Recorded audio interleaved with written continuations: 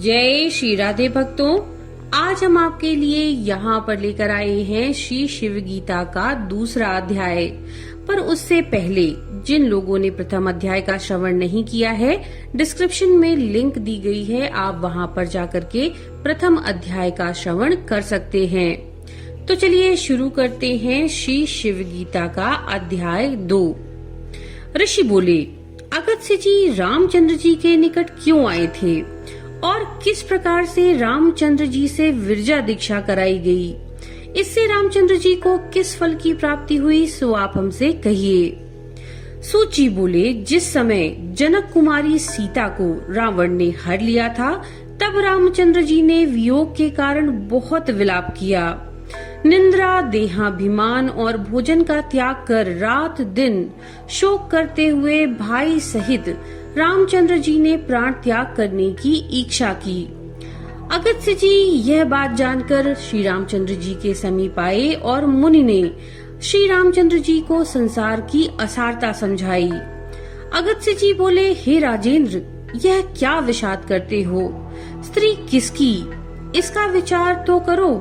पृथ्वी, आप, तेज, वायु और आकाश, इन 5 महाभूतों का बना हुआ यह देह जड़ है, इसको ज्ञान नहीं होता।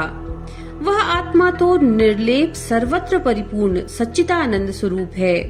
आत्मा न कभी उत्पन्न होती, न मरती, दुख भोगती है। जिस प्रकार यह सूर्य संपूर्ण संसार के चक्षु रूप से स्थित है और चक्षुओं के दोष से कभी लिप्त नहीं होता, इसी प्रकार संपूर्ण भूतों का आत्मा भी दुख में लिप्त नहीं होता। और यह देह भी मल का पिंड तथा जड़ है। यह जीव कला रहित होने से जड़ है। यह काष्ठ अग्नि के संयोग से भस्म हो जाता है। सियार आदि इसको खा जाते हैं तो भी नहीं जानता कि उसके वियोग में क्या दुख होता है। जिसका सुवर्ण के समान गौरवर्ण अथवा दूर्वा दल के समान श्याम रूप है।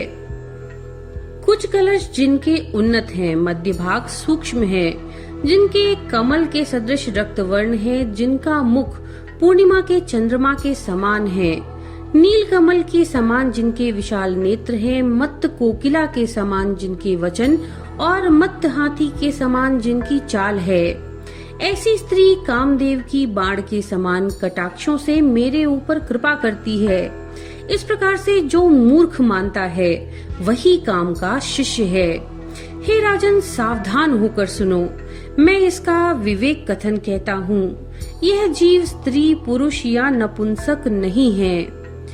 यह देही मूर्ति रहित, सब देहों में स्थित, रूप रहित, सर्वव्यापी, सबका साक्षी, देह में स्थित हो प्राणी को सजीव करने वाला है।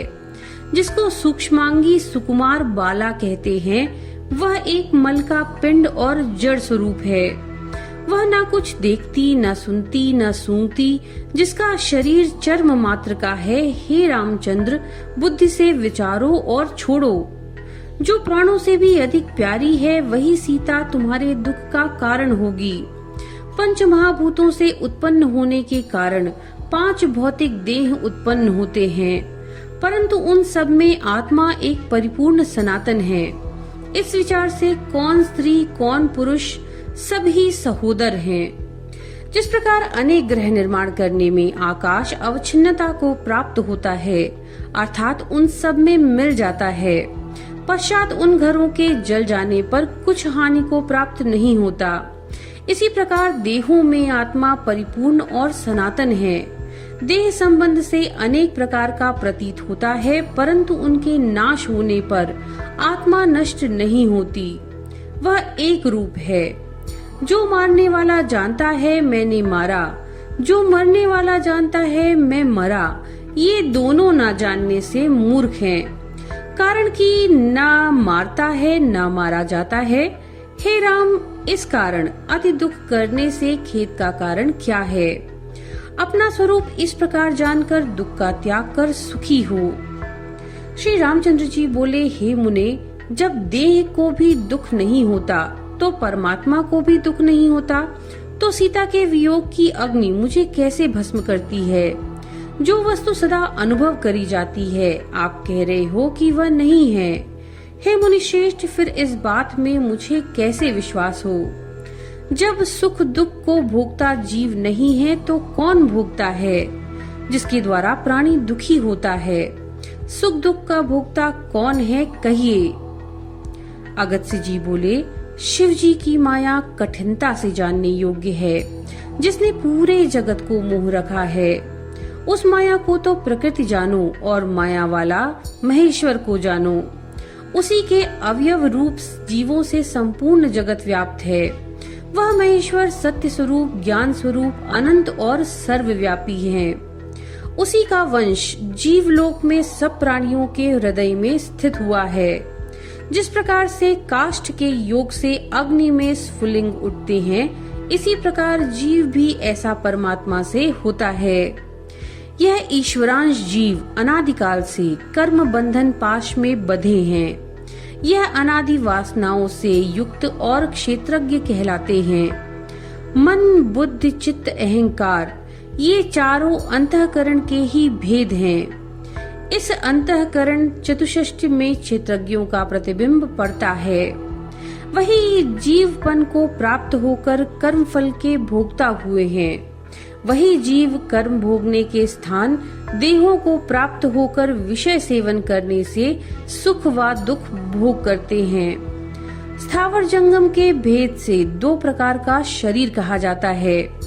वृक्ष, लता, गुल्म यह स्थावर सूक्ष्म देह कहलाते हैं, और अंडज, पक्षी, सर्प इत्यादि स्वेदज, कृम, मिश्कादि, जरायुज, मनुष्य, गौ आदि यह जंगम शरीर कहलाता है।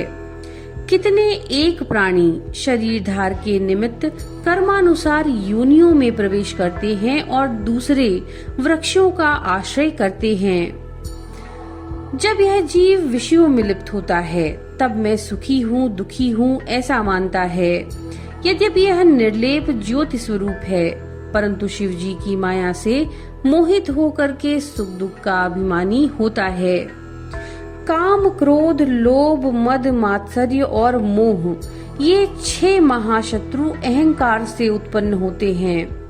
यह अहंकार स्वप्न और जागृत अवस्था में जीव को दुख देता है और सुषुप्ति में सूक्ष्म रूप के होने और अहंकार के अभाव से यह जीव शंकरता अर्थात आनंद रूप को प्राप्त होता है। इस प्रकार यह माया में मिलने से सुख दुख का कारण उत्पन्न करता है। जिस प्रकार सूर्य की किरणों में पड़ने से सीपी में चांदी भासती है, इसी प्रकार शिव स्वरूप में माया से विश्व दिखता है। इस कारण तत्व ज्ञान से तो कोई भी दुख भागी नहीं होता। इससे हे राम, तुम दुखों का त्याग वृथा क्यों दुखी होते हो? श्री रामचंद्र जी बोले, हे मुनिराज, जो आपने मेरे सन्मुख कहा ये सब सत्य है, तथापि भयंकर प्रारब्ध दैव का दुख मुझे नहीं छोड़ता। जिस प्रकार मद्य प्राणी को मत्त कर देता है, इसी प्रकार अज्ञानहीन तत्व ज्ञान युक्त ब्राह्मण भी प्रारब्ध कर्म नहीं छोड़ता। बहुत कहने से क्या, यह काम प्रारब्ध का मंत्री है। ये मुझको दिन रात पीड़ा देता है और इसी प्रकार से अहंकार भी दुख देता है। जीव अत्यंत पीड़ित होकर स्थूल देह को त्याग करता है। इस कारण हे ब्राह्मण, मेरे जीवन के निमित्त उपाय कीजिए। तो भक्तों, ये था अध्याय 2 श्री शिव गीता का। नमो नारायण।